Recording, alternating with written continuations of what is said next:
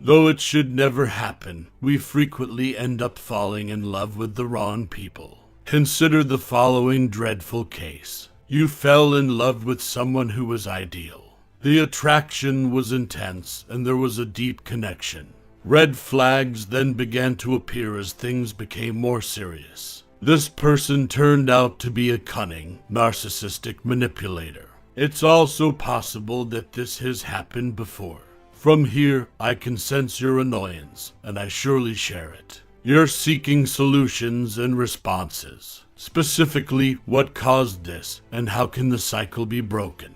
Let's begin immediately. Why narcissists are drawn to you. Each and every relationship is unique. But there are 4 basic explanations if you keep on attracting narcissists. 1. Your self-esteem is low. You could be drawn to narcissists for several reasons, but the primary and most prevalent one is that you have poor self-esteem.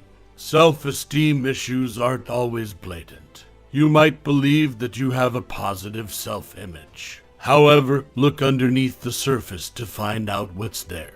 Deep underlying insecurity or feelings of inadequacy are frequently present. For a narcissist, these kinds of vulnerabilities are absolute treasure. They are skilled at using your self-doubts to make you feel like you only have value when you are serving and praising them. You're more likely to be approached by a narcissist who will take advantage of your insecurity to manipulate you and use you as a source of affirmation if you ever feel inadequate, even subconsciously. The fact that narcissists find you attractive is merely one part of the puzzle. The second part is your motivation for being drawn to them or even giving them a chance. If your self-esteem has been harmed, whether due to your upbringing, previous relationships, or other events that have happened to you, you may well be attracted to a narcissist who continues to denigrate your opinions and engages in other behaviors which signify to you that you're not good enough just as you are. The author writes in her book, The Narcissist Attraction.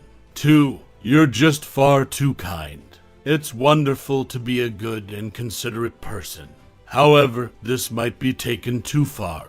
The too eager good guy or the typical people-pleaser woman frequently unwittingly serves as a welcome mat for the worst narcissists out there. People who demand praise and continual recognition are constantly on the search for fresh sources of validation. They also want others to serve them.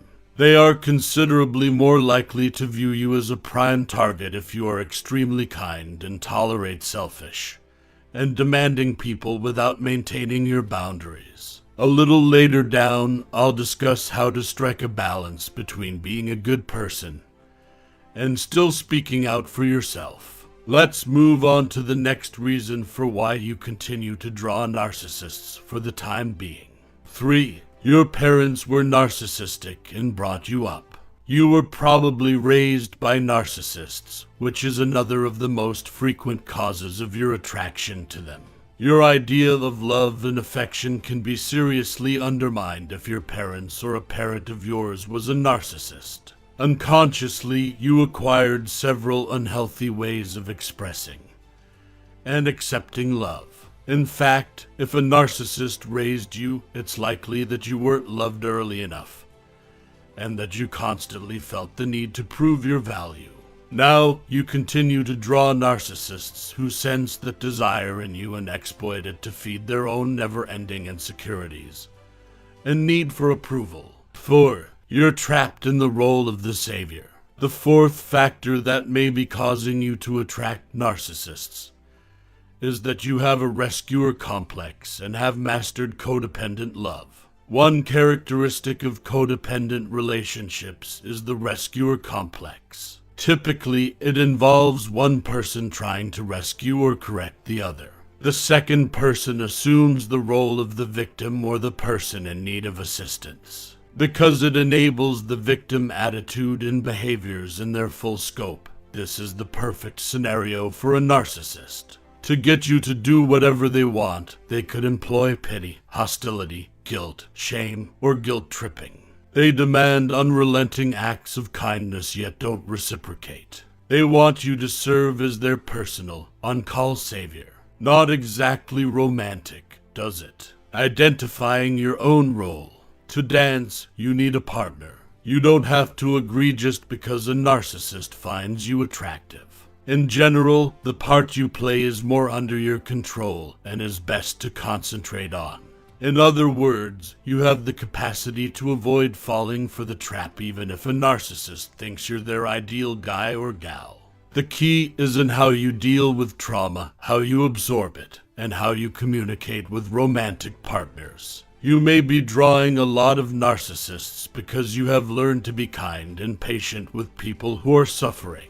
That could be advantageous, but it has to be the proper person, someone who won't abuse or take advantage of your generosity and tolerance. To put it another way, the same openness that can make you a good target for a narcissist can also make you a kind and appreciative spouse for someone else. It's a good thing to be nice, loving, and understanding to your mate, as long as you don't develop codependence. However, it is not a good idea to show compassion, love, and understanding to a narcissistic partner who is merely using you.